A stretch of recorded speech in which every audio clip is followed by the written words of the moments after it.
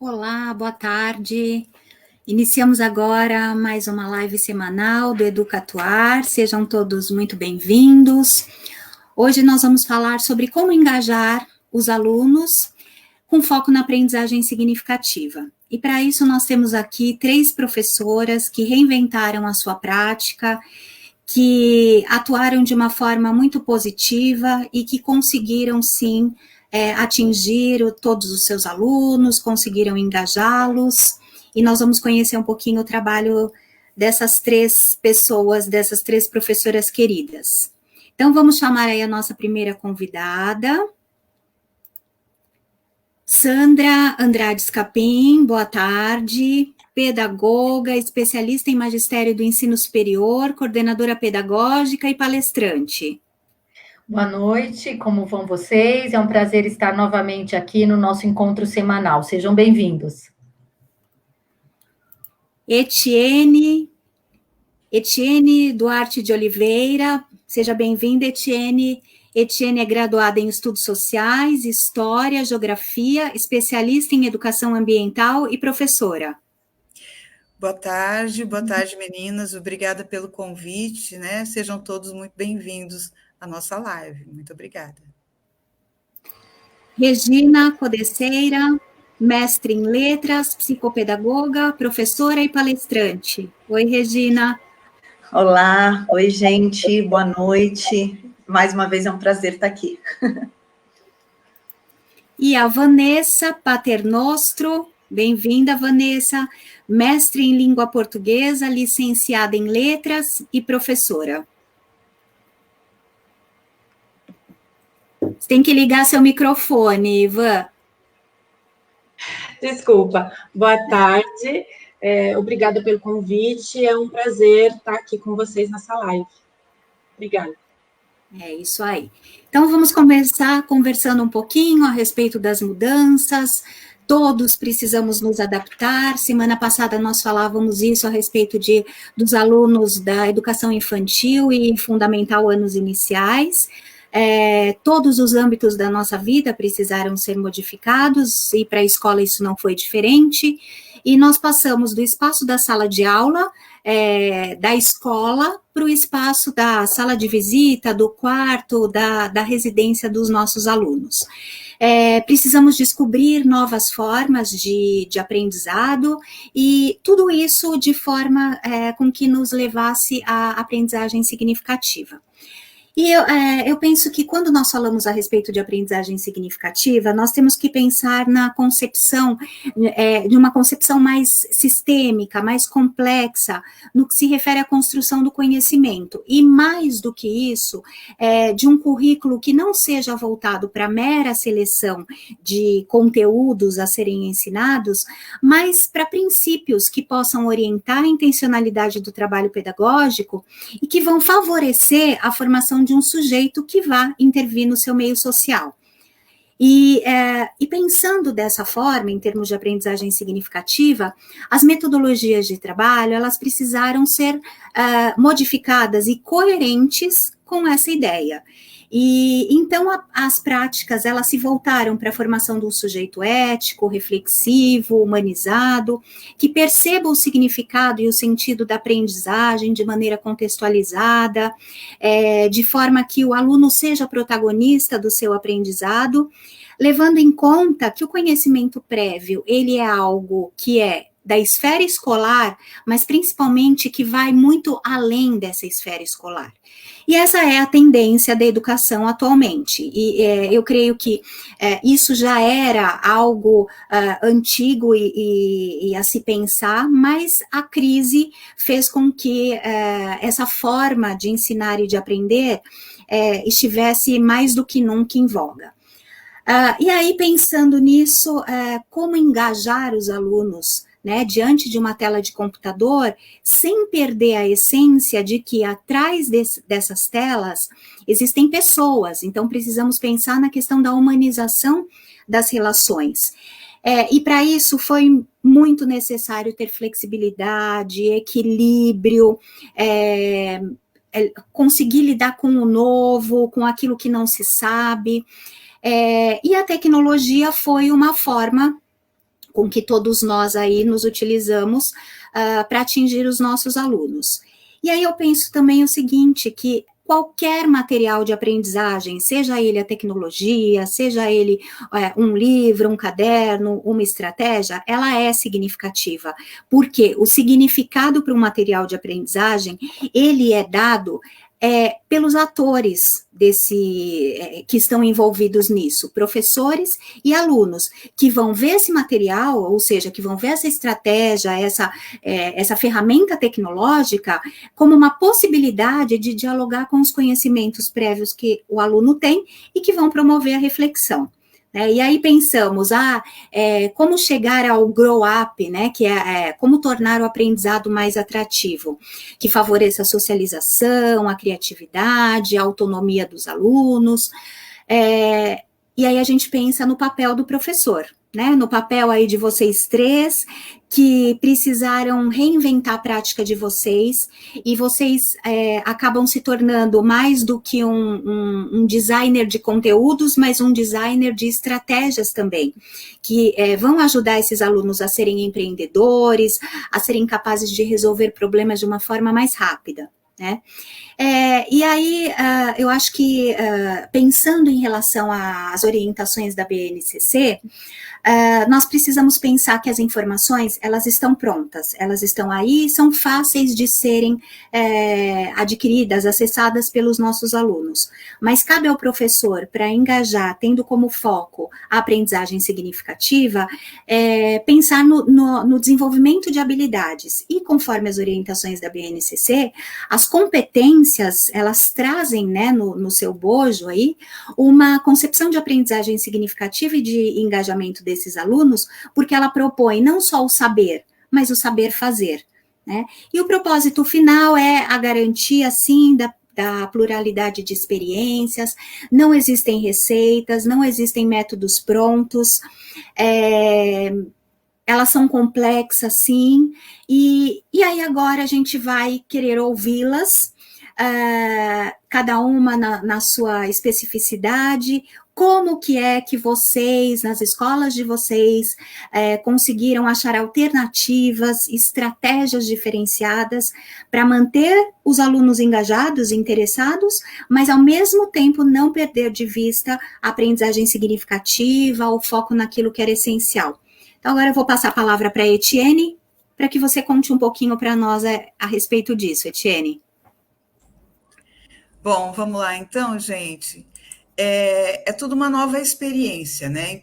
E pensando nisso, como é que a gente vai conseguir engajar, né, o nosso aluno diante de um novo cenário que se propõe? E pensando também nessas habilidades que a BNCC traz, principalmente na área de geografia, eu fui trabalhar com eles, né, o sujeito e o seu lugar no mundo, que era o eixo temático, e o objeto do conhecimento que nós tínhamos era justamente as manifestações culturais na formação da população. E como estudar isso? Então, você vai estudar isso dentro do 9º ano, eu trouxe para vocês aqui o que eu trabalhei no 9º ano, você estuda a Ásia, né? E aí eu trouxe, estudando a Índia, eu pensei, como é que eu vou fazer o meu aluno se interessar, né, pela Índia? E dentro dessas manifestações culturais, o que eu propus para eles? Vamos trabalhar com a família. Quando nós trabalhamos com a família, além da gente trabalhar as competências, né, socioemocionais, trabalhamos junto com as habilidades da BNCC. Então, que era identificar as diferenças, né, culturais das minorias étnicas, relacionar essas diferenças aos modos de viver dos povos da Ásia, principalmente no caso nosso, né? E aí nós fomos identificando. Então, eu propus aos nossos alunos trabalhar a questão da yoga na Índia. A primeira coisa que fiz foi trabalhar com eles os conceitos em sala de aula, aliás, no vídeo, né, sobre a cultura indiana, pedi para que eles assistissem um vídeo, dei um vídeo de yoga, né, recomendei que assistissem, E a proposta foi: reproduzam isso, reproduzam um vídeo de yoga, você e alguém da sua família. Chame alguém da sua família para reproduzir. E o que foi bem interessante é que, conforme eu ia vendo os vídeos que os alunos foram mandando, eu ia descobrindo, porque tinha mãe, avó, tia, irmão, eles foram trazendo a família e não ficaram só na frente do computador, porque é sabido que a gente ficar todo o tempo na frente de uma tela também não é bom para o crescimento, para o desenvolvimento da criança. Então, o que eles trabalharam? Eles reproduziram esse vídeo, saíram vídeos maravilhosos, alguns engraçados, mas isso tudo a gente trabalhou, por exemplo, a questão da empatia, né? Quando você propõe isso, ele tem que saber sentir, né, o que o outro sente, de repente, quando está fazendo yoga, também trabalhar esse autoconhecimento, a autoestima, se apreciar. Então, foi muito interessante esse trabalho da yoga com os alunos do 9º ano. E depois, quando nós passamos aí também para trabalhar com a culinária, né, da SEI, dentro dessa mesma proposta, né, de identificar as manifestações culturais, a multiplicidade cultural, né, na escala mundial, como é que é. Você tem que conhecer para poder defender. Então, estávamos trabalhando a SEI, a Comunidade dos Estados Independentes, né? E eu pedi para que eles reproduzissem, pesquisassem primeiro de tudo, dentro dos países membros da SEI, que eles reproduzissem um vídeo da culinária do país escolhido. Então, eles poderiam escolher qualquer país membro da SEI e deveriam reproduzir esse vídeo. E o que é bem interessante, né? E eles iriam gravar e mandar. O que é bem interessante é que muitas habilidades foram trabalhadas, como, por exemplo, responsabilidade, né? Quando você vai para a cozinha, você também assume consequências, né, dos seus atos. Tomar decisões, então, a questão da autonomia também foi trabalhada. Por quê? Porque à medida em que eles faziam a escolha, né, criatividade, adaptar-se às ferramentas, então é aquela história, muitos reproduziram o famoso estrogonofe, mas é aquela história, a gente não tem aqui o molho, o creme azedo que tem na Rússia. Então você vai se adaptando e trabalhando com o que tem. E isso é muito interessante, né? E a gente vai ver dentro dos vídeos que vieram, por exemplo, tudo organizadinho na pia, tudo arrumadinho, sabe? Para mim, eu coloquei esse nome para eles, eu coloquei como Masterchef, porque realmente eu vi grandes cozinheiros aqui trabalhando. E envolveram a família, que é muito legal, porque a família, tanto na atividade da yoga quanto da SEI, eles trouxeram tudo. Isso é lógico, sempre tendo em mente a questão pedagógica, a questão do aprendizado, do enriquecimento do conteúdo também. Então, olha só, vou passar para vocês um videozinho aqui sobre o trabalho de uma aluna. Strogonoff é originalmente da culinária russa, migrou em vários outros países na Europa e norte-americanos e no Brasil, que teve várias outras versões desse prato e é originalmente com carne e molho de creme de leite. Essa receita se popularizou muito na China após a queda do Império Russo. Muitos estadunidenses e imigrantes vieram para a China para trazer a receita original. Esse prato teve origem em outros países como Suécia e Noruega, que utilizavam linguiça ao invés de carne, e nos Estados Unidos e na Austrália, que utilizavam carne, mas adicionavam bacon, cogumelos e cebola. Aqui no Brasil, o estrogonofe se popularizou muito, que tem vários restaurantes de várias versões diferentes, onde pode ser utilizado frango, batata palha, e na Rússia eles utilizam batatas cozidas com carne, e hoje eu vou ensinar com frango.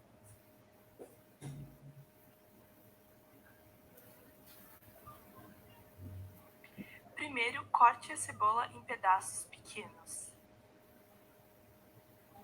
Depois de cortar a cebola, adicione óleo à sua panela. Quando o óleo estiver quente, adicione a cebola e o alho à sua panela e mexa bem.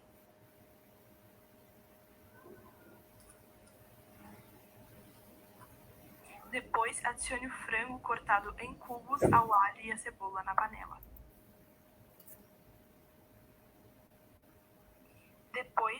Mexa o frango na panela e deixe ele fritar bem.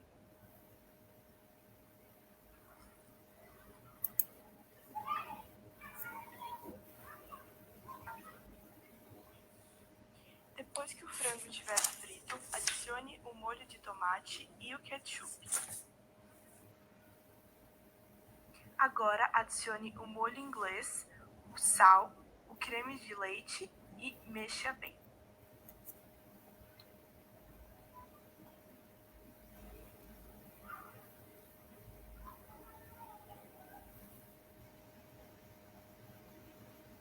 Enquanto a panela está esquentando, flambe o whisky em fogo médio. Depois, adicione o whisky à sua panela e champignon. Depois de agregar todos os ingredientes, mexa bem. Agora, sirva em um prato e pronto.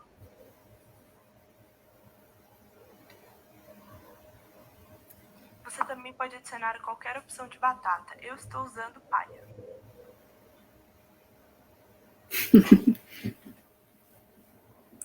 Já aprendemos a fazer estrogonofe. Então, e o que é bem interessante disso é que vocês viram que a família participou, né? A mãe está junto, trabalhando junto, quer dizer, você acaba envolvendo todo mundo da família, e creio que deve ter sido um almoço bem gostoso, né? Porque você acaba aí envolvendo. E eu trouxe também para vocês hoje uma ferramenta digital, porque a gente tem que trabalhar não só com a questão, né, do interpessoal, desenvolver novas habilidades das nossas crianças, mas também uma nova ferramenta digital, porque eles são super ligados nisso, eles estão antenados. E se a gente não falar a mesma linguagem, nós ficamos fora. E eu trouxe para vocês hoje uma ferramenta conhecida como Poplet. Não sei se vocês conhecem, ela é muito fácil de usar, ela é super intuitiva. Eu só vou perguntar se entrou para vocês? Não, ainda não. Acho que você tem que compartilhar a sua tela do Poplet. Por favor, Então, Etienne. vamos lá, eu vou compartilhar ela novamente, por favor, só um minutinho. Sim. Olha só, agora entrou? Por favor. Sim, entrou. Então vamos lá. O Poplet é o seguinte, ela é uma ferramenta super fácil, tranquila, e ela é uma ferramenta que, se você quiser, você tem a versão paga e a versão gratuita. Quando você tem, ela é da Apple, né? Então, vamos lá. Quem não está com a Apple, eu não tenho um iPhone, eu não tenho um iPad, tudo bem, você entra com o seu computador normal, não tem problema nenhum. Entra aqui, ó, experimente, certo? E aí a gente vai falar um pouquinho de como é que ele é. Você pode fazer para você fazer o seu login, né? Você coloca faz o seu e-mail, tudo bonitinho, você entra nele, e olha só como é fácil da gente usar. Então, aqui tem o meu. Vocês conseguem ver o meu, por favor? Sim. Esse daqui tem a Rússia, que já está montado? Não. Não?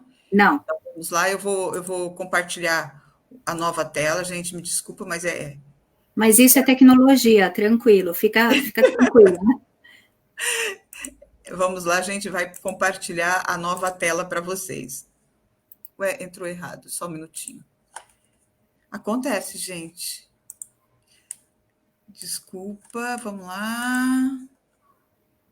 A guia, pronto, agora vai entrar. Vamos lá, rapidinho, ela é super fácil. Estão vendo agora? Sim, sim. Então, ela é muito fácil, como eu disse, ela é super intuitiva. Então, eu vou criar, olha só, fazer um novo Poplet. Entrei com o meu login, bonitinho, então eu vou colocar, sei lá, vamos lá. Olá, um exemplo simples, tá? Então, eu criei o meu Poplet Olá e eu vou criar esse novo Poplet. Ele é ótimo para fazer um mapa mental, e você pode trabalhar ele sozinho em sala de aula, como você pode compartilhar com os alunos. Você pode montar o seu e fazer uma explicação, como você pode criar junto ou pedir para os alunos criarem. A minha dica é: nunca compartilhe um documento só para a classe inteira. Compartilhe esse documento para vários, né? Assim, para vários grupos. Então, um documento para cada 5 pessoas, até aí tudo bem, dá para eles trabalharem. Então, aqui, olha, vai aparecer o nome de quem está fazendo, certo? Então, vamos lá, vou escrever o meu texto, que é o principal. É o olá, certo? Eu quero adicionar uma caixinha de texto. Então, vamos lá, ó. Clico aqui, coloco mais um tudo bem, certo?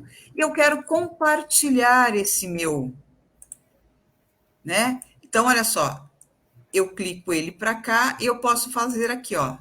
Eu vou criando várias. Então, eu quero fazer com que eu expanda. Olha só, eu posso expandir, eu posso voltar, eu posso escrever no meu Poplet. Então, eu ponho aqui e risco.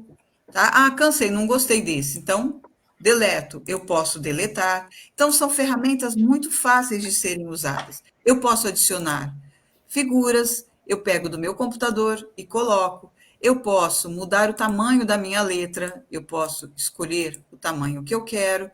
Então, são ferramentas, por exemplo, tudo que eu for trabalhar aqui do Olá, eu vou trabalhar em azul, né? Aqui, olha, se eu quiser mudar a direção, né, eu posso mudar e criar um novo, olha só. Então, é muito fácil para a gente poder usar essa ferramenta. E você monta trabalhos ótimos com as crianças. E você pode dar tanto aula, como pedir para que eles criem, né? Ou criar em sala de aula juntos. Então, você começa um mapa mental, por exemplo, um Poplet, pede para que eles leiam com antecedência um livro ou qualquer coisa, e aí você vai construindo em sala de aula. Bom, é isso. Eu espero que tenham entendido como é fácil trabalhar com essa ferramenta. Muito bem, Etienne. A Etienne nos trouxe algumas experiências de aprendizagem que mostram como é possível nós alinharmos o analógico e o digital de modo a engajar os nossos alunos em aprendizagens significativas, não é? Num primeiro momento, nós vimos o quanto ela trabalhou uma questão conceitual importante a respeito da Índia, de uma maneira a ampliar também o repertório cultural dos nossos alunos. E isso é fundamental, não é? Nós não precisamos e não podemos nos limitar às aprendizagens conceituais, mas nós precisamos trabalhar os conhecimentos na escola de modo a ampliar a visão de mundo dos nossos alunos. E quando nós oferecemos oportunidades de aprendizagem que levem a ampliar a visão sobre as manifestações culturais, artísticas, sejam elas locais ou mundiais, nós estamos indo de encontro as competências da BNCC, que já prevêem isso e que muitas vezes nos ajudam a fazer escolhas de opções pedagógicas, opções de recursos e de estratégias que levem ao desenvolvimento até de um projeto de vida a partir daí. Né? Então, isso nos mostra o quanto é rico a possibilidade que nós temos de diversificar estratégias, envolvendo inclusive as famílias, especialmente nesse momento remoto, que todos estamos confinados. Então, além de trabalhar a questão conceitual, a questão das habilidades, a questão instrumental da aprendizagem, essas estratégias, elas favoreceram também o desenvolvimento das competências socioemocionais, não é? Porque oportunizaram essa relação em casa, seja no momento de fazer um relaxamento da yoga, ou uma meditação, seja no momento de partilhar a experiência da cozinha com a mãe, né? Então, são oportunidades de aprendizagem que levam o aluno a resgatar também outras aprendizagens que não são conceituais, mas que são importantes para favorecer o seu desenvolvimento integral. Então, parabéns, Etienne, por essas oportunidades, e eu tenho certeza que serão inspiradoras para outros colegas de trabalho, não é? Quando a Etienne fala... Desculpe, Sandra, só fazendo um comentário aí, acrescentando. A Etienne usou para 9º ano, mas isso é perfeitamente possível, essa ferramenta, para os anos iniciais de fundamental também. Exatamente. 5º ano, né? E para outras disciplinas, conforme a Heloísa também comenta aqui conosco, ele pode ser usado em todas as disciplinas. Sim, e a ferramenta digital que ela apresentou é um excelente recurso para trabalhar com o aluno a realização de sínteses de aprendizagem, não é verdade? Porque é um momento de visão de conhecimentos que podem também ser trabalhados em todas as disciplinas da nossa grade curricular. Agora, nós vamos passar a palavra para a Regina. A Regina vai trazer um pouquinho de um trabalho envolvendo também a cultura digital, né? E ela vai enfatizar bastante o uso da tecnologia digital de uma forma a ser trabalhada de uma maneira crítica, de uma maneira reflexiva, sempre visando despertar a aprendizagem, né? Porque nossas ações, como educadores, elas têm que estar voltadas para o desenvolvimento de aprendizagens. Atualmente, muito se tem falado sobre o processo de como serão avaliados os nossos alunos, não é? E nós precisamos, sim, fazer uso destas ferramentas para garantirmos que nós possamos acompanhar ao longo do processo todo o desenvolvimento da aprendizagem dos nossos alunos. Então, agora a Regina entra com oportunidades de aprendizagem aí, através do uso de recursos digitais. Vamos lá, Regina? Sim.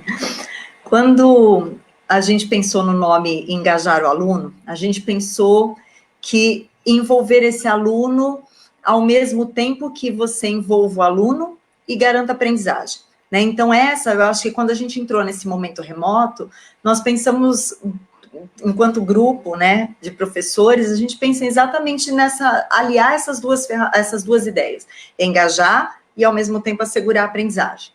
E não é fácil assegurar a aprendizagem quando o aluno não se sente envolvido, e todo mundo sabe disso. Então, a pandemia, ela possibilitou que o professor tomasse 2 caminhos. Ele tinha 2 caminhos para tomar. Um caminho, que é o caminho da acomodação, quer dizer, ele acredita que o ano já está perdido. Está perdido mesmo, então o que eu fizer, o ano que vem, a gente vê o que faz. E tem o outro caminho, que é o caminho, sim, do engajamento. Diz, nossa, agora a situação é outra, a realidade está dada, e eu preciso descobrir formas de engajar esse meu aluno.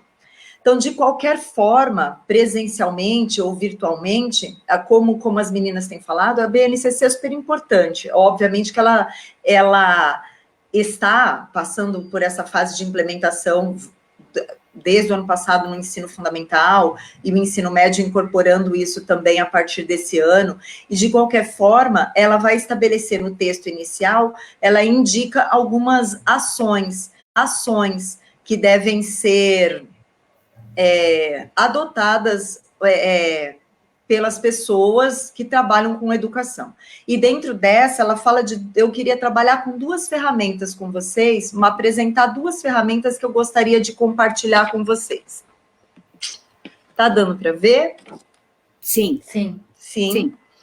Então, uma dessas ações, desculpem, ferramenta não, uma das ações que a BNCC vai propor para assegurar a aprendizagem é que você deve selecionar e aplicar metodologias e estratégias didático-pedagógicas diversificadas, recorrendo a ritmos diferenciados e a conteúdos complementares, se necessário, para trabalhar com as necessidades de diferentes grupos de alunos. E esse foi um novo desafio. Por quê? Porque a gente não tem mais esse contato próximo com o aluno, né? A gente foi esse contato mais físico mesmo com ele. E aí, então, você vai pensar em estratégias diversificadas para atender a esses ritmos e a esse conteúdo. Essa é uma questão. Por quê? E além disso, selecionar, produzir, aplicar e avaliar recursos didáticos e tecnológicos para apoiar o processo de ensinar e aprender. Isso também é super importante, porque não adianta a gente pensar, como a Eti estava falando, olha, essa ferramenta é ótima, vocês podem pensar em montar tal coisa. A pessoa, o professor, ele tem que saber exatamente, e nesse recurso didático, aquilo que é adequado para a realidade dele, para a aula dele, para assegurar o quê? Essa diversidade de formas de aprender, e você conseguir atingir esses alunos, porque quando a gente vai para a aula, para o ensino remoto, a gente tem que entender que Uma outra coisa que o aluno teve que aprender, além das várias outras coisas, é que ele passou a ter uma relação com a tela que não era mais uma relação de lazer, né? Ela tinha uma relação de lazer, mas ele também tinha uma relação de trabalho com a tela que até então ela era pouco utilizada e agora passou a ser a principal, de principal utilização. E aí a gente pensou em estratégias para conseguir aliar essas duas coisas. O trabalho e a parte diversificada, que é a parte do lazer e da aprendizagem junto, é o envolver para aprender. E aí, eu pensei em 2 ferramentas digitais para apresentar, porque eu acredito que o Geniali, por exemplo, é uma ferramenta que oferece uma porção de opções de trabalho. Eu vou clicar nela... E para ela tá aparecendo na tela, Sô? Sim, sim. Tá, então tá bom. Perfeito. Então, olha só, quando a gente entra no Geniali, que é o Geniali, genial.ly, como tá aqui, só que colocando no Google Geniali, acha facilzinho, entra. E aí, ele tem um plano free, que é o que eu sou membro desse plano gratuito, e ele também tem um plano pago. Quando você entra aqui, você tem várias opções no Geniali para poder trabalhar. E que eu tenho utilizado algumas delas. Então, por exemplo, eu quero montar aquela ideia mais tradicional do PowerPoint, tá? Eu tenho essa parte da apresentação, que eu clico aqui em cima, e ele vai apresentar, e o que eu acho muito interessante, como a Eti falou, o Geniali do Poplet, o Geniali ele é muito simples, porque você consegue ou criar um Geniali todo novo, que é esse que está aqui embaixo, Blank Creation, ou você pode utilizar uma dos templates que ele já oferece, mas ele é totalmente adaptável. Então, aqui eu resolvo montar... Ele tem muito essa coisa aqui é muito a história do PowerPoint, tá? Então, todas as vezes... isso é uma outra coisa importante. Todas as vezes que aparece essa estrelinha aqui em cima, significa o quê? Que ele é pago, tá? E os outros, eles têm essas versões gratuitas, que são muitas, olha. Esse é só de um deles, da apresentação, tá? Então, sei lá, eu, por exemplo, utilizei... Eu só clicar só para vocês terem uma ideia. Ele abre inteirinho, e se eu resolvo usar esse template...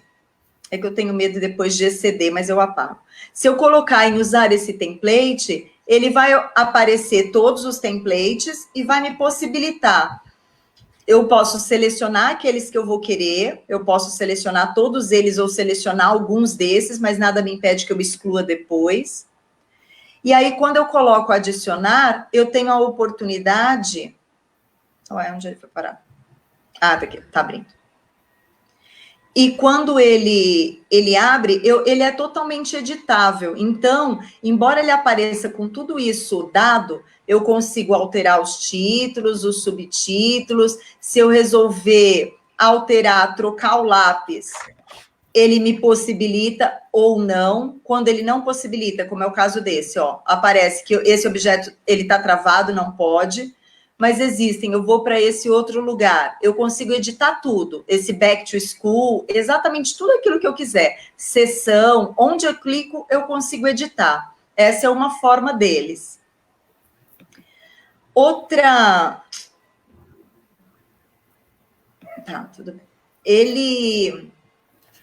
Outra forma da gente pensar Aqui.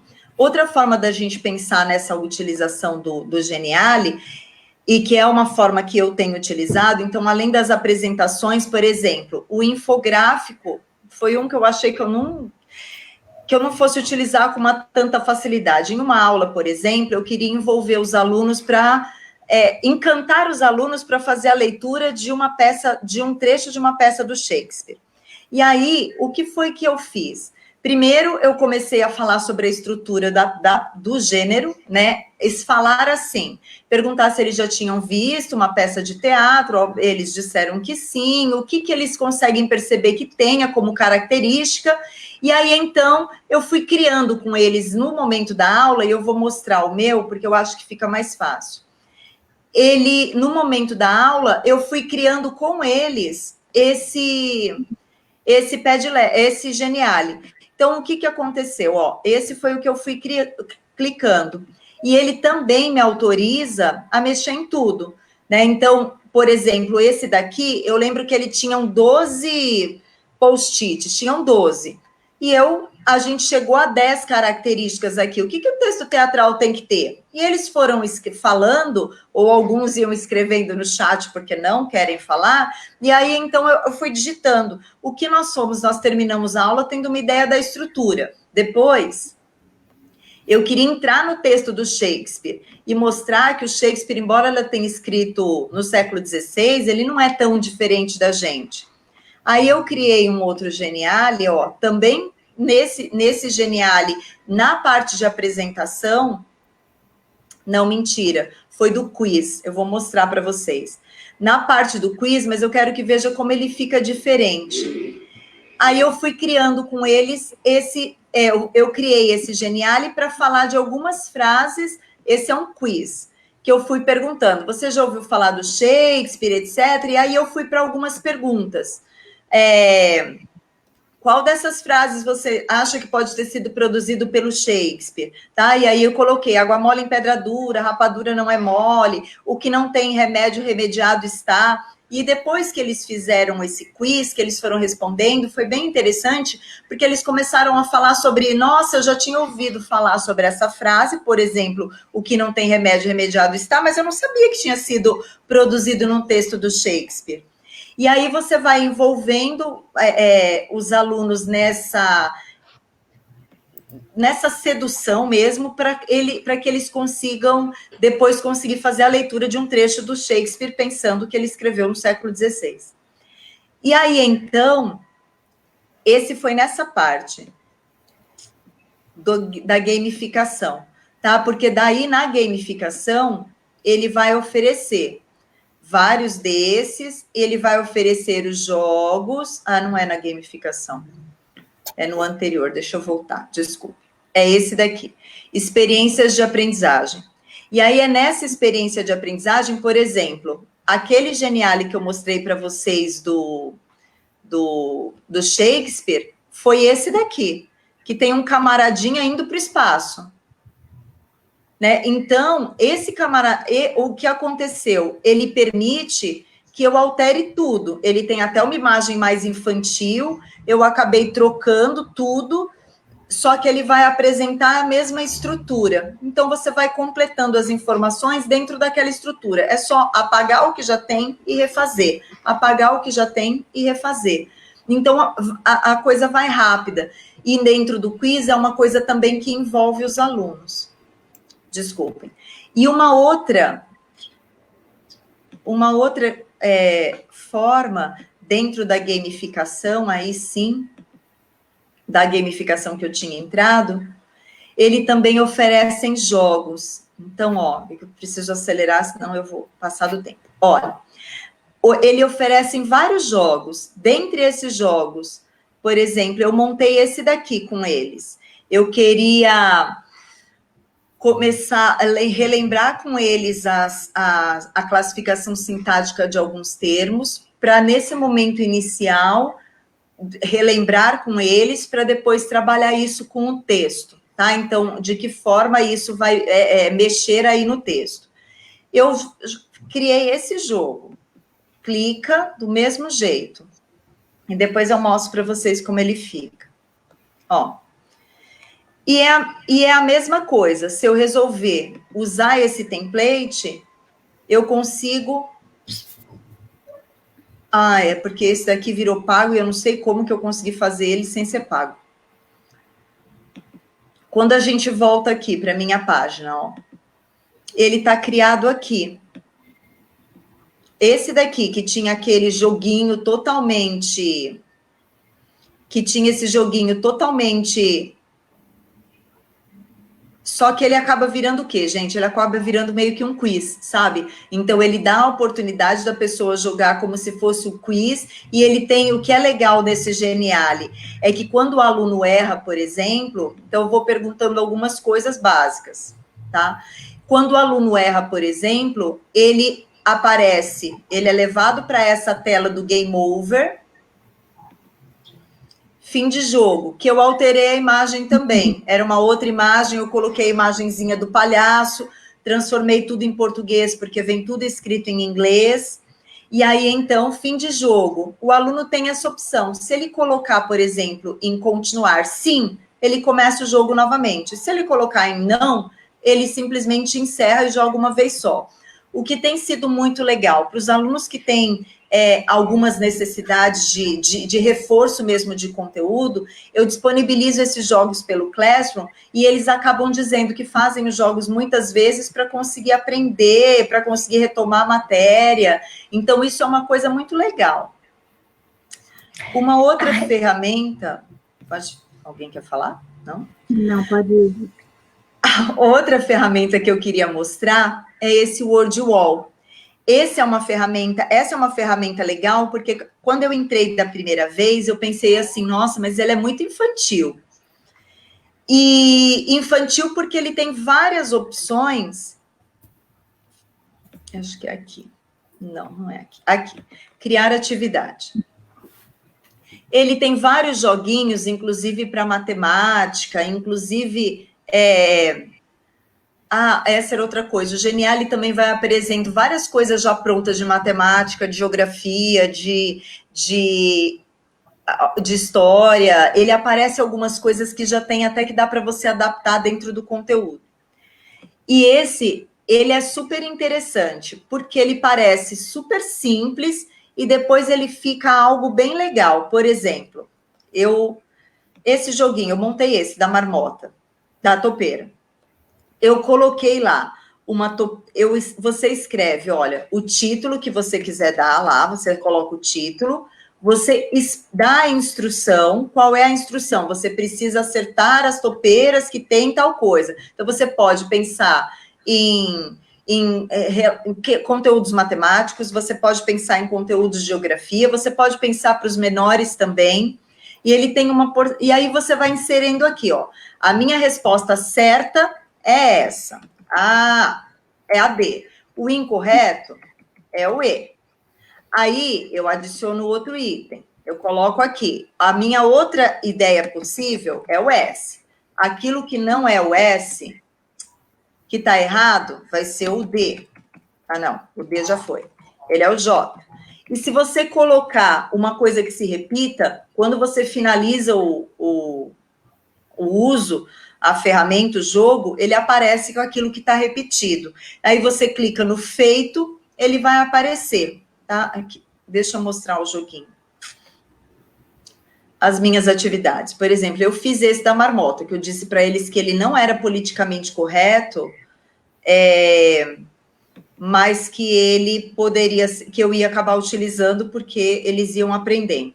Então, aqui eu estava começando a introduzir o adjunta de nominal. Eu queria simplesmente que eles identificassem o adjunta de nominal, para depois eu poder explicar para eles essas questões do adjunto, em que muitas vezes ele pode fazer uma avaliação, e isso é super importante no texto. Algumas vezes não, ele quer simplesmente indicar uma característica, e essa característica não tem uma intencionalidade num primeiro momento, ou é uma... Então, você fala o homem de azul não tem uma intencionalidade ali, uma avaliação. E você diz o homem lindo, isso tem uma avaliação. Então, eu fui trabalhando, antes de chegar com isso, eu trabalhei primeiro essa ideia do adjunta de nominal. E depois do adjunta de nominal, dessa visão mais geral, eles fizeram. Então, ó, esse é o joguinho da marmota. Eu escrevi lá as palavras, deixa eu apresentar grandão. Tá? Então, acerte a palavra cujo termo é uma adjunta de nominal. Então, eu queria perceber se eles tinham só entendido. Então, ele vai clicar lá na marmota. Ele acertou. Não é politicamente correto. Mas os meus alunos, que são de 8º ano, e eu fiz esse jogo com eles em sala. Então, eles foram jogando, ele vai fazendo a musiquinha e vai apresentando, e eles têm um tempo para acertar, e depois aparece uma pontuação final. Ele não era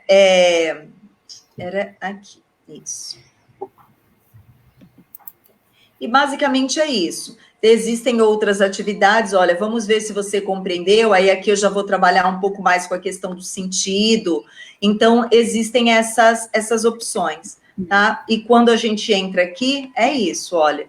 Tem a questão da palavra cruzada, que eu achei super útil para os menores, essa ideia do caça-palavras, essa ideia de você trabalhar com a questão do grupo, do quiz. Esse quiz também é super legal, como a própria Sandra já falou até uma vez, para você iniciar. Então, gente, vamos ver o que vocês lembram daquilo que eu falei, daquilo que a gente conversou sobre. E aí eu monto um quiz, eu também montei um com 2 ou 3 questões, só para ver o que eles conseguiam, se eles conseguiam relacionar aquela informação com alguma coisa no texto. Então, montei e dá para fazer.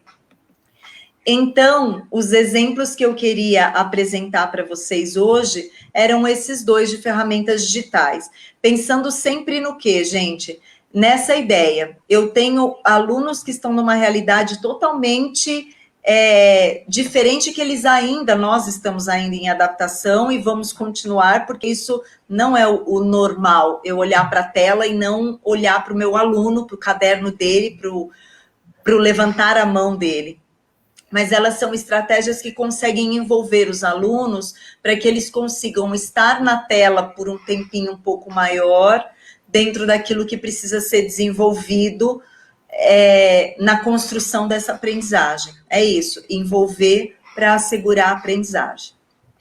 Isso mesmo, Regina. A Regina trouxe para nós mais algumas ferramentas digitais, e se tem 2 coisas que a gente tem aprendido muito com esse momento remoto, é a importância da democratização do conhecimento, não é? Porque vocês vejam o quanto as lives têm nos ajudado a socializar aprendizagens, o quanto o Google, a Microsoft tem disponibilizado recursos para nos ajudar nesse trabalho de sala de aula, né?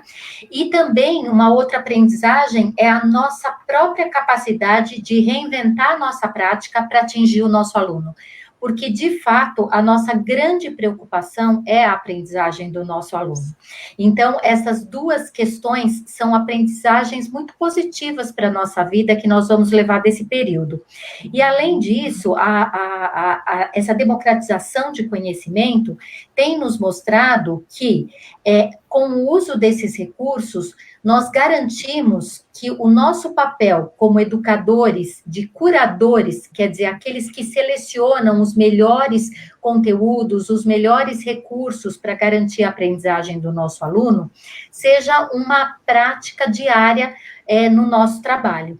E a Regina pontuou que a BNCC traz a importância da seleção de conteúdos, da aplicação de estratégias e do processo de avaliação, e isso é fundamental quando nós escolhemos a estratégia de trabalho remoto, porque nós precisamos escolher momentos de aprendizagem que façam com que nós possamos garantir a aprendizagem conceitual, possamos, sim, aplicar estratégias diferenciadas para atender os diferentes estilos de aprendizagem, e também precisamos garantir que nós possamos avaliar a curto prazo qual é o impacto na aprendizagem do nosso aluno. E, além disso, né, como nós estamos distantes dos nossos alunos, nós não podemos nos esquecer que uma coisa que é fundamental, que também esteja presente no trabalho remoto, é a nossa atitude de empatia, não é? A Etienne, no começo da fala dela, disse da importância de percebermos que nós não podemos fazer só atividades com uso de tecnologias digitais, mas precisamos diversificar as propostas, porque também o tempo excessivo de tela não é positivo para as diferentes faixas etárias, não é?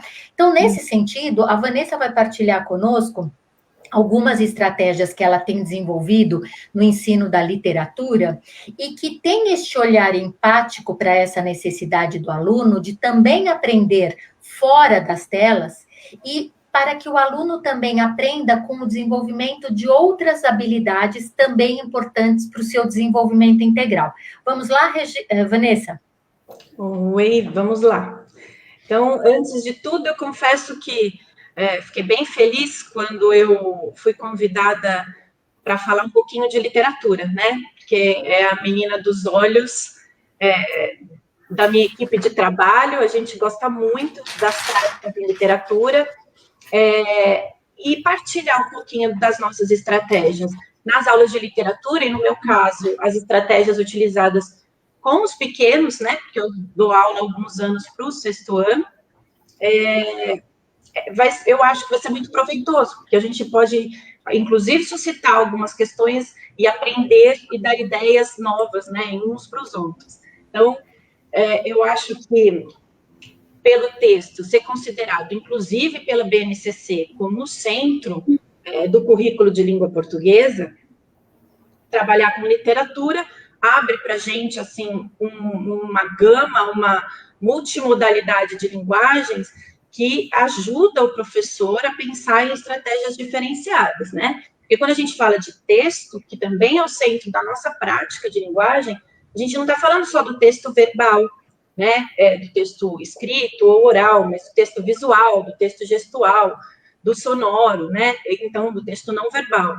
E essa multimodalidade de línguas traz a possibilidade de diferentes estratégias que ajudam com que o aluno tenha uma aprendizagem realmente significativa e que ele se envolva com essa aprendizagem, que é o mais importante. E eu acho que ainda mais difícil nessa realidade que a gente tem de ensino à distância, né?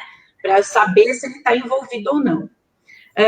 Uma estratégia que eu gosto bastante de trabalhar, se você puder passar, obrigada.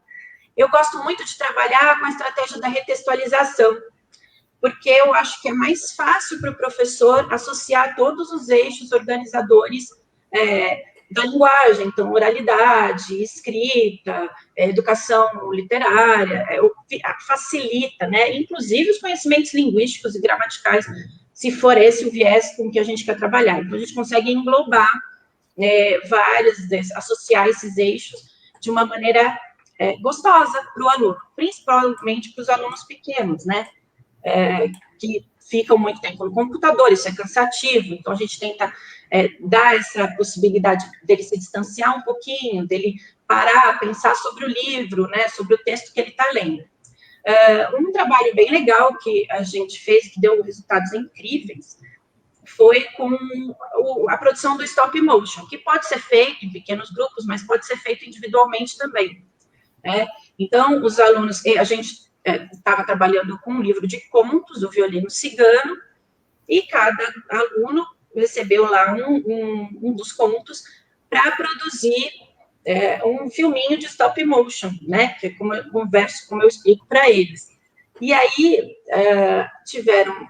eles têm um trabalho intenso sobre o texto, e aí a gente vê o protagonismo deles, porque eles têm que criar a partir da narrativa que eles estão lendo, então, eles acabam mexendo muito no texto, precisam, em alguns casos, passar esse texto narrativo, mudar algumas características dele para que ele fique mais próximo do gênero dramático, né? E aí eles pensam nos elementos da narrativa, porque eles têm que pensar no cenário. Os personagens a gente deixou bem livre, né? Para que eles pudessem escolher. Então, os bonequinhos que eles tinham, eles mesmos, as pessoas que estavam próximas, ou desenhos, os alunos que gostam de desenhar, eles também conseguem fazer essa historinha, esse filminho, conforme eles vão desenhando. Então, deu resultados bem legais. Dá para trabalhar com alguns aplicativos, existem outros, então muitas das crianças pediam, para mim, eu posso fazer com outro aplicativo, e dava certo, né? E aí eu trouxe um videozinho pequenininho, um dos que eu tinha aqui comigo, em casa, para vocês darem uma olhadinha do resultado. Eles são pequenininhos, do 6º ano, mas ficou bem legal. Manhô, uma senhora idosa, ia todos os dias ao topo de uma montanha rezar a uma estupa. Não sabiam por que ela fazia isso. Achavam que era coisa de velho.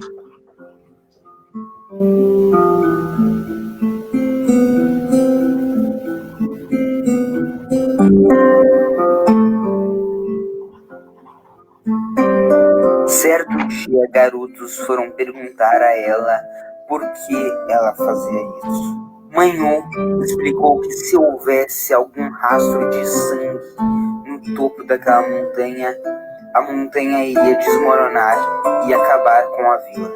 Ia até a montanha para ver se não havia um rastro de sangue. Os meninos, achando a história engraçada, foram comprar o sangue de algum animal no açougue e colocaram no topo da montanha. Manhu avisou a todos que a montanha ia cair, porém ninguém acreditou nela, então ela foi embora sozinha. A montanha enfim caiu e todos na vila morreram, menos Manhu.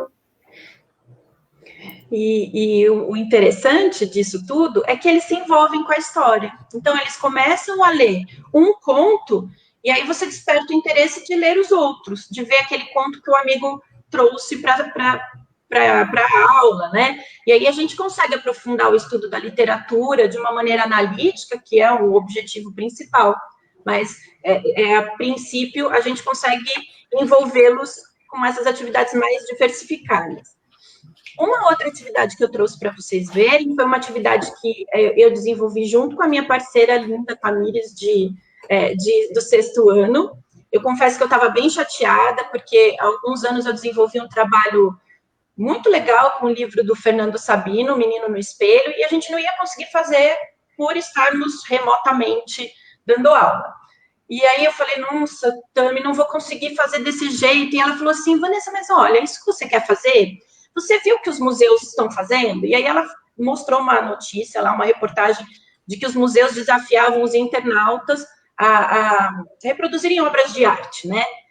E aí a gente conversando, então vamos fazer com que eles reproduzam esses episódios vividos pelo Fernando, que é o protagonista da história, de uma maneira diferente, né? Então, com fotos. E aí a gente criou uma hashtag, né? Não é o menino no espelho, é o menino na quarentena, a gente criou com a equipe, e eles fotografaram situações que o Fernando viveu, e aí tinha toda a explicação disso depois, com apresentação oral, tinha legendas, então eu trouxe algumas que eu consegui posso apresentar para vocês, né? Então, o Fernando, da história do Fernando Sabino, é uma personagem linda, muito criativa, e tem essa mistura da realidade com a ficção, né? E é muito próxima das crianças. Então, eles se divertiram, criando as maluquices do Fernando Sabino, apesar de ser, do Fernando, né? Do protagonista Fernando, apesar de ser um livro escrito há muito tempo atrás. Então, o que a gente queria deles? Que eles fizessem essa reprodução de modo a usar as coisas que eles tinham em casa, né? Então, era o episódio da galinha, alguns substituíram por cachorro, né? Eu trouxe algumas fotos em que eles que não aparece ninguém, né? Mas tinha assim, eu não tenho a galinha, então meu bichinho de estimação vai ser o cachorro, vou fazer a situação com o cachorrinho, né? Então, foi bem legal.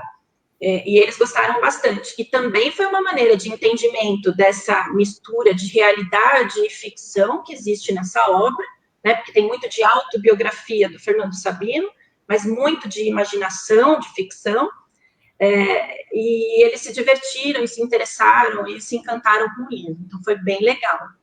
E, por último, eu trouxe a próxima slide, por favor, uma outra proposta que eu gosto muito de fazer com eles, que é a retextualização relacionada ao gênero que, às vezes, a gente está trabalhando em produção de texto, né, porque a gente, às vezes, está trabalhando lendo um tipo de texto, trabalhando um outro texto em produção, e eles tinham um livro para ler, e a gente queria que eles fizessem uma apresentação desse livro, né?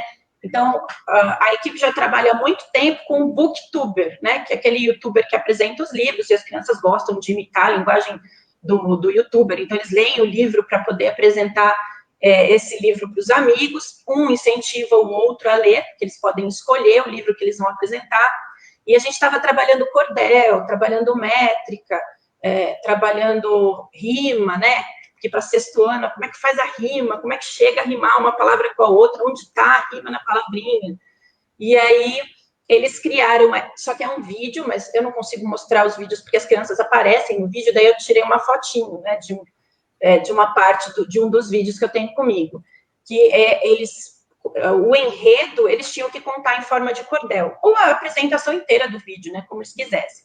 Então, alguns apresentavam o vídeo e depois contavam o enredo em forma de cordel. Dessa maneira, se torna significativo porque eles mexem com o texto, eles vivenciam o texto, né? Ainda mais essas faixas etárias menores. Então, são trabalhos muito gostosos e que fazem com que a gente não seja aquela professora chata, que vai mandar ler mais um livro, né? É a aula uma das aulas que eles mais gostam, né? Então, é uma estratégia bem legal, tá bom? Então, é isso. A Vanessa... Desculpa. Deixa eu só falar uma coisa, desculpa, rapidinho. Nos próximos slides, eu só vou mostrar rapidinho algumas das habilidades que podem ser trabalhadas, mas é bem rapidinho. Porque, olha só, gente, selecionei só algumas, nem vou falar delas. Soraya, pode passar a próxima. Para vocês verem quanta coisa a gente pode trabalhar fazendo essa mistura de literatura com língua, com produção, né? Então, a gente acaba trazendo um monte de habilidades dos diferentes eixos de uma maneira gostosa e os alunos aprendem de uma maneira mais efetiva. Obrigada. Vanessa trouxe para a gente uma reflexão muito importante, que é o quanto o professor precisa ter uma visão de mundo, uma cultura que lhe permita adaptar suas estratégias de trabalho e fazer conexões. E ela traz também uma reflexão importante acerca da criatividade do professor, não é?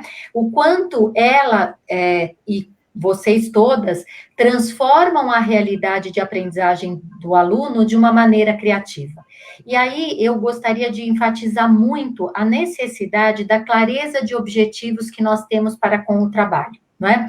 Então, além de nós termos a BNCC como pano de fundo, porque ela nos traz com muita clareza as habilidades e competências que nós temos que desenvolver, é muito importante que o profissional da educação tenha clareza de objetivos a cada aula, a cada unidade de trabalho, porque aí sim ele vai conseguir estabelecer a escolha de recursos, a escolha de estratégias que vão favorecer o desenvolvimento de uma aprendizagem efetiva do seu aluno. Então, o professor precisa saber onde ele quer chegar para que ele trace o seu percurso de aprendizagem, né? E de ensino, porque do contrário, nós não sabemos qual caminho escolher. Então, eu acredito que as nossas 3 convidadas, Regina, hoje como convidada, embora faça parte do Educatuar, mas a Regina, a Etienne e a Vanessa trouxeram para nós muito dessa reflexão. Todas as escolhas pedagógicas que elas fizeram tinham como norte os seus objetivos de trabalho, tinham como norte e pano de fundo as habilidades fundamentais da BNCC, e tudo isso repercutiu num trabalho de maior envolvimento. É claro que agora o nosso objetivo é que vocês tenham ficado com gostinho de quero mais, né? E que a partir de agora vocês naveguem por essas sugestões dadas pela Etienne, pela Regina, que vocês pensem como a Vanessa, né? Como adaptar realidades que eram aplicadas, por exemplo, no museu, ao contexto do livro de literatura, enfim. Agora é o espaço de transformação da realidade de vocês. Vou passar para a Soraya. Com certeza. E a riqueza, né, de ferramentas, as possibilidades que tem. E eu acho que o mais importante agora nesse momento é que nós não percamos isso quando voltarmos para a sala de aula, né? Porque é muito possível e os alunos ficam muito mais interessados. Como uma de vocês comentou, acho que foi Etienne, é aquela professora chata, né? Não, pelo contrário, eles acabam se interessando mais pelo aprendizado e vendo que aquilo tem significado para a vida deles, né? Aqui no chat, as pessoas têm agradecido, têm falado da importância que tem sido, que foi o tema de hoje, né? Parabenizaram vocês 3 enquanto professoras, e eu tenho aqui 3 perguntas, que na verdade tem a ver mais com uma questão técnica, que aí qualquer uma de vocês pode responder. A primeira coisa é, se os alunos que não têm conta Google, se eles conseguem usar as diferentes ferramentas que vocês apresentaram. É possível? Consegue. Porque eu acho que não sei se eu falei, mas o Geniali e a mesma coisa, a Eti falou sobre o Poplet, e o Geniali e o WordWall, simplesmente você faz o cadastro, se cadastra com um e-mail. Você consegue se cadastrar com um e-mail, montar a atividade. Montando a atividade, ele gera um link. Então, você consegue, depois, lá na frente, você tem espaço, tem escrito assim, compartilhar. Nesse compartilhar, você consegue gerar um link, copiar esse link e disponibilizar para os alunos, o link. Então, quando você disponibiliza o link, eles clicam no link, abre exatamente o jogo abre pronto para ele, como eu mostrei para vocês. Tanto no Geniali quanto no Padlet, os dois. E o outro eu não sei, mas acho que é só mesmo copiar o link, no caso dos dois. E em relação ao uso da plataforma Zoom, vocês acham que é possível compatibilizar essas ferramentas no Zoom? Eu acredito que seja possível, por esse caminho que a Regina trouxe, né, pelo link. É uma questão na verdade, é uma né? questão de testar, né? Verificar com o pessoal de TI da escola. Mas, assim, nós temos experiências aqui nesse grupo de duas plataformas, nas duas é possível rodar. Agora, no caso do Zoom, teria que fazer um teste mais apurado em relação a isso, né? E uma outra pergunta... Mas dá, porque se o Zoom tiver uma barra, eu não sei, mas o Zoom, se ele tiver um espaço de bate-papo ali de chat, se ele tem um espaço de chat, você consegue copiar o link e disponibilizar no chat. Aí você disponibiliza no chat, ele clica no chat e ele abre. E ele consegue jogar. Então, sim. Tá, e aí uma outra questão seria a possibilidade de trabalhar, de fazer esse mesmo trabalho que vocês fizeram com aqueles alunos que não têm acesso online. Mas eu acredito que até já tenha sido respondido isso, né, que é possível fazer, sim, analógico, e depois mandar por foto, enfim, acho que a prática é possível, então, por exemplo, fez uma cruzadinha, por exemplo, no WordWall, tira a foto e manda para o professor.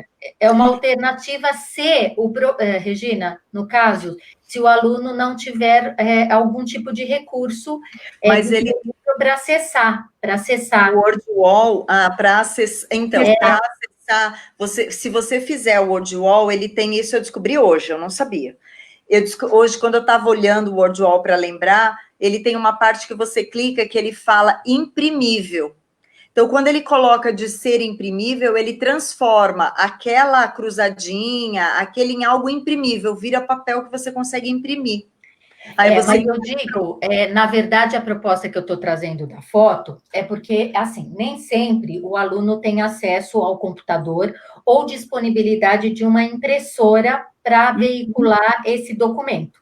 Então, assim, se ele não estiver usando uma plataforma que ele possa enviar dessa forma, ele pode, por exemplo, apenas tirar a foto e anexar no arquivo da plataforma, né? Que, na verdade, essa pergunta procede, porque a gente tem diferentes realidades de alunos com pouco acesso a alguns recursos digitais, né? Então, foi nesse sentido que foi a minha sugestão, não foi nem no sentido só técnico, foi no sentido da possibilidade de adequação da ferramenta, né? A gente tem vivido experiências, por exemplo, de produções de trabalhos da área de arte, em que os alunos têm feito com diferentes elementos que eles têm em casa, porque a gente também sabe que eles não têm muitos recursos em casa como teriam no ateliê da escola, na sala ambiente da escola, e a gente tem usado essa técnica, né, de pedir que os alunos façam com frutas com legumes, e aí eles fotografam e mandam para a professora.